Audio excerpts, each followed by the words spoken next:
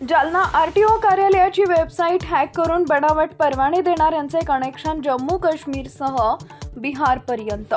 जम्मू काश्मीर बरोबर बिहार राज्यातील आणखी एकाच्या जालना पोलिसांनी ठोकल्या बेड्या।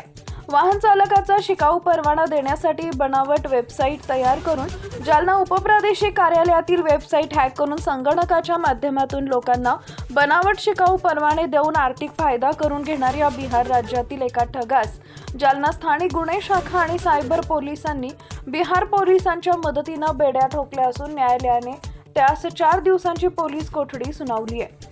दरम्यान याच गुन्ह्यात जालना पोलिसांनी या अगोदर जम्मू काश्मीर आणि जालना शहरातील दोघांना बेड्या ठोकले। जालना उपप्रादेशिक परिवहन कार्यालयातील वेबसाईट हॅक करून जम्मू काश्मीरच्या कुपवाडा जिल्ह्यातील फैसल बशीर मीर आणि बिहार राज्यातील बिट्टू राजू प्रमोद यादव या दोघांनी जालना शहरातील नाहदी कॉलनी भागातील मुजाहिद उर्फ डॉन रईसउद्दीन अन्सारी यांच्या मध्यस्थीने स्वतःचा आर्थिक फायदा करून घेण्यासाठी लोकांना बनावट शिकाऊ परवाना द्यायचे।